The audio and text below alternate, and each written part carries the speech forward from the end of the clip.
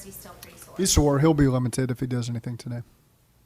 What do you need to see out of him through the week to maybe play on Sunday? Just if he's feeling better, so we'll just work through the week and see where he's at.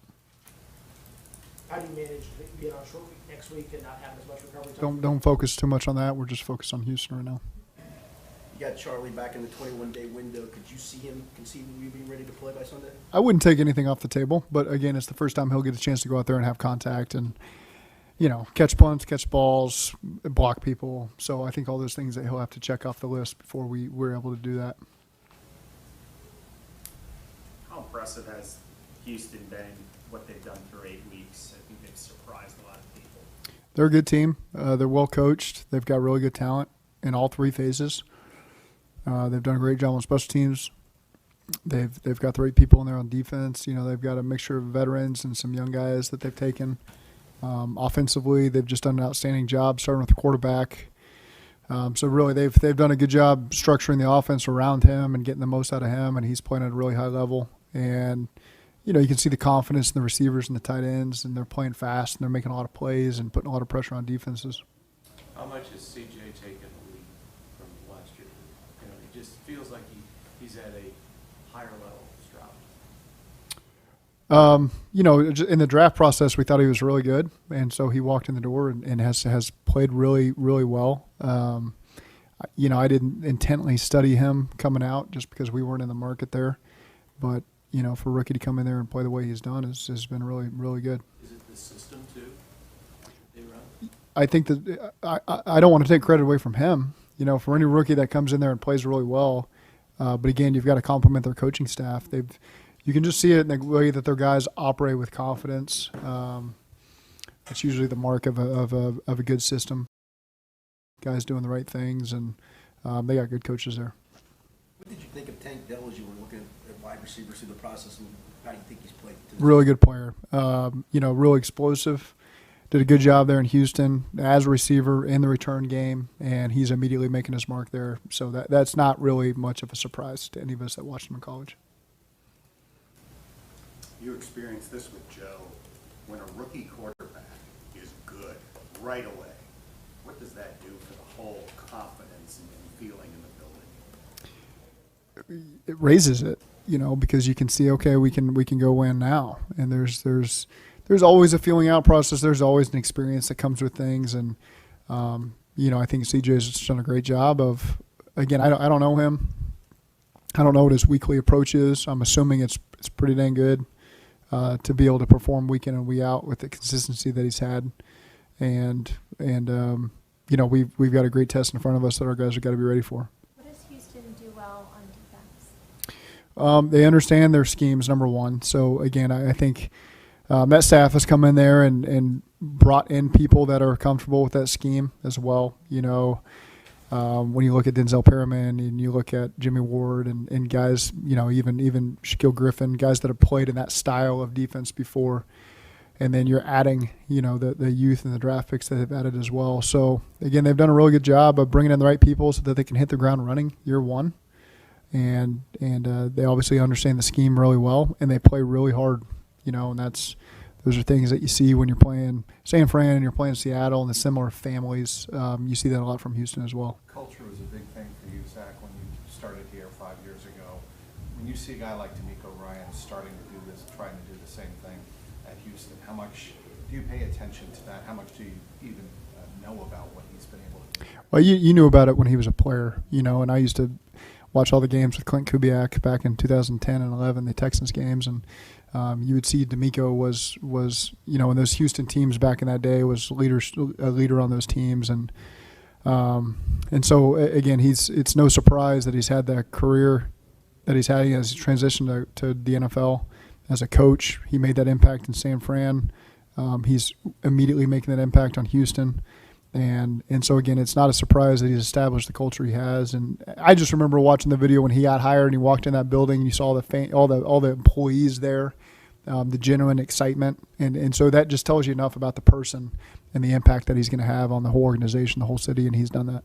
Do you need to see Jamar practice at all this week to play on Sunday? We'll just continue to work through and see what we can do with him this week before we get to that point. Zach, a few questions about the defense. How involved are mostly offensive, obviously, Yeah. with Lou throughout the week and his game plan for quarterback and kind of what he's growing up. We usually meet every night, so he'll come into my office every night and we'll recap the day, and he might have some clips he wants to talk through, some things that he's seen from them and wants our opinion. And so again, it's I don't know how to phrase it. It's a good chemistry that we have together. But again, we rely on him to make those decisions and lead those guys like he's done for the last 5 years. And anything I can help with, I'm willing to do so. Yeah, well, he's been so great against greats in this game. Patrick Mahomes and Josh Allen, and now a rookie who's playing great right now. How exciting is it for you? I mean, you go throughout the week with him, but to see kind of what he has in store and then see that on display on a Sunday, what's that like for you? That's what we anticipate from our defense and from Lou and the coaching staff, and they always do a great job creating a plan, getting the players to believe in the plan, and then bringing the plan to life. And you can't skip any steps over the course of the week. All those coaches put in the work. The players then take it to the field and they put in the work and make the corrections. And so again, it hasn't been much of a surprise when they're able to execute on Sunday because they do a good job following their weekly process. What's been the most enjoyable part about getting to know and coach Orlando Brown over the last 8-9 weeks, or as long as you guys have had him? Well, you knew he was a talented player. You don't know much about him as an individual until you're around him that much, and just his consistency as a person, his genuineness, his positive energy, his football IQ. He does a really good job, I think, communicating over the course of the week and things that he sees in game, and just very positive. And that's really good, I think, energy to have on the team from one of your great players. And so, we've been very fortunate to have Orlando. Are you nervous at all about with Baltimore being on a short week? But I'm focused on Houston right now. I'm not focused on next week. That being, I was about to finish about, with that game being there, do you kind of preach your team, we don't need to be overlooking anything, or are you nervous about, is there a message throughout the week about making sure that they're locked in for Sunday, or is that a concern you don't have at all? I know that this team will be locked in for Houston. It's a really good opponent. We got to win this game, and so I've got confidence. Those guys are proving that to us time and time again. I don't think this week will be any different. When you guys did an evaluation of CJ Stroud when he was coming out of Ohio State, what attributes did you think that were his best? I thought his poise. I've just again casually watching and really drilling down on him, which again I've kind of said I didn't spend all my energy watching all the quarterbacks that are going to go at the top end of the draft. But you just naturally come across him being a local guy here in Ohio. His poise, I was always really impressed with. His accuracy, his timing, his anticipation. Those were all things that you could see as you just watched the guy play. Even if you weren't evaluating him or just watching Ohio State play, those things jumped off the tape at you. And you could see that. He worked out on a pro day, I think, 2 years ago. If I'm not mistaken, that would have been some exposure that we had to him even before he was coming out, and then went to his pro day this year and was really impressed. So again, there's not. You just talk to the staff there. They love the guy. They believed in him. They thought that this would be happening right now for him, and so there's not a lot of surprises there. So is he outstanding as well, creating and extending? The second play of the first play taken away. Yeah, he's got great awareness, and again, he does a really good job playing on time with anticipation. I think one of the best throws I've seen from him, quite frankly, was the last play of the game against Carolina, a game they lost. It was fourth down, and he had to throw. He had the rush barreling down on him, and just the type of throw that he made to give them an opportunity in a pretty dire spot right there was pretty impressive, even though it didn't work out. But he's made a lot of plays like that have been positive, and so there's a lot of really good things that stand out about him. Whether it's yours or your own, whether it's your players or other teams' players, are there things that you see in rookies or young guys that even though they may not be, at the maturation point that they will be in a few years, you can tell that they've got what it takes to kind of stick and be successful? I think it's both. You got to be careful to give too much credit early on in their career because you got to maintain that consistency. That's what makes a lot of the veteran players so great is they've been able to find that formula to be disciplined and maintain that consistency over years of their career.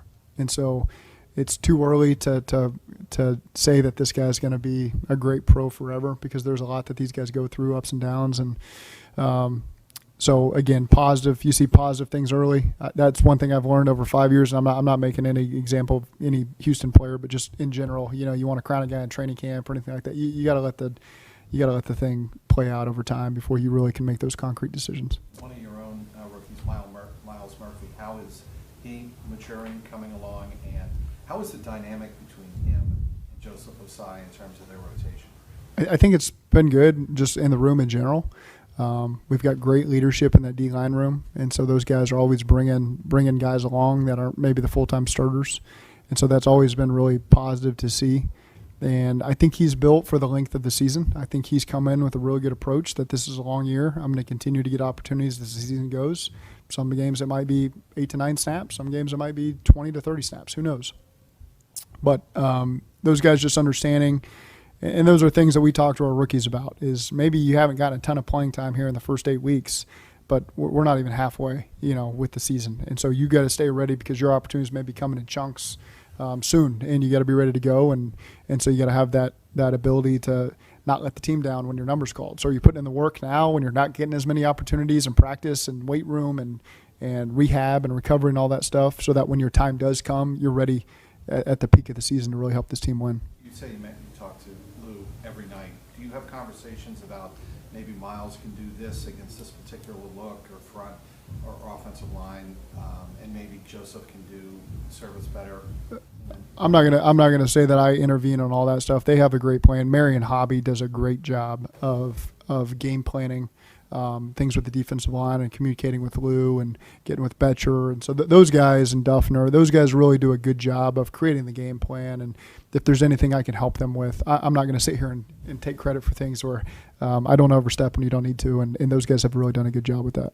Looking at Cam Taylor, you told the story about waiting for Logan Wilson and the nerves in 2020. Yeah. With Cam in 2022, what do you remember about the emotions in that room and then trading up for him? Yeah, really liking him, and I remember being hopeful that he was there. I remember some DBs were starting to get picked off, but he was one we had our eyes on, so we were happy he was there. I don't remember the dynamics of going up and getting, to be honest with you. But again, a guy that always played with great energy, can play with physicality, really good in coverage, and had great ball skills. And I think those are all things that have held true through his 2 years here. Those are things that you see every single day. I mean, his energy, we talk about wanting guys to be the same guy every day. You walk in the locker room, you know what you're going to get. Cam's one of those guys that you know what you're going to get every single day. It's going to be consistent. Yeah, what do you spot in a game? I'll get you next. Spot in a game, Lou always says it's not about yards, it's about points. Where's your stress level when you see an offense driving down the field of your defense, and yet they get to the red zone, and it seems almost uncanny in big spots. The defense finds a way to either hold them to 3 or get a turnover. How do you manage that, and what's that like watching that play out? Yeah, very peaceful. You're very at peace. No, but I think you learn through the experience until the ball is in the end zone. Our guys have a chance, and I think we've seen countless times where the ball's been on the 1 yard line, and they haven't given up a touchdown. They've even created a turnover. They've held them to a field goal. So, again, there's a lot of reasons to be stressed out in this profession, and you learn to manage as the game goes, and when you start to have real confidence in your players like we do, that eliminates the stress during the game. And again, you're out there, Lou's making the calls, he's letting those guys go play, and they operate with a lot of confidence. And we play really good teams. Teams are going to make big plays. Teams are going to drive the ball. That's the reality of it. But the possession's not over until the ball's in the end zone, and our guys believe that. Would you call it expectation at this point? Do you expect the defense to make a play? Absolutely. I mean, they've proven that time and time again. It's kind of the same thing on Turner with Taylor Britt. Your thoughts as that second round pick was coming up, and how do you think Turner has done so far? Has it surprised you? I didn't. Your accent got me on Turner, so you got to start over because I thought you said turnover, but go ahead. Sorry about that. Okay. Same thing, kind of the same question. Okay. That the Taylor Britt question. Gotcha. What are your thoughts going into that second round? How do you think he has? How do you think he's performed? And do you keep a little extra eye on him after he got beat at the end of the game? Do you keep a little extra eye on him to see how he responds? So again, a guy that we really liked in the draft process and was happy he was there. He displayed a lot of the intangible stuff and a lot of the physical stuff that we liked. We liked his speed. We liked his stickiness and coverage. He'd had experience playing nickel, so he'd had to cover a lot of those slots in different areas, which you have to do in this league. Even if you're playing outside corner for us, you're going to get inside and you got to be able to cover. And very competitive, and one of those teams, again, that played in playoff games and you knew what the expectation was coming in. So excited that we were able to get him. At the end of the game, he was matched up against one of the premier receivers in this league, and it can be tough. It's a one-on-one opportunity, and Diggs made the play, and that's life, and it's how you bounce back. And fortunately, our defense didn't have to come bounce back. We were able to finish the game, but I've got DJ's made the right stuff, and so I'm very confident in how he'll bounce back. Was there any angst of, gee, we need a corner here, and there he is, or can you remember anything about that? I think we've been again. I credit Duke and his staff. We've done a really good job of building this team to where we haven't really gone into the draft saying we have to have this. This is an area where if there's a really good player there, let's look at it. But we had good corners coming in the season, and so it was something that's more of a luxury when you're able to take Miles Murphy and DJ Turner, guys that are playing at positions where you feel good about them. And so now that's a very comforting way to draft when you're not having to pick for need and you're able to pick good players that are out there that have the intangible character stuff that you're looking for to add to your roster. And to break back in just for a second, having played quarterback, Mhm. his understanding of route combinations and that sort of, he kind of cat and mouse, went into an interception. I mean, Yeah. you've seen, how many quarterbacks have you seen transition to play corner and or safety at the level that he is?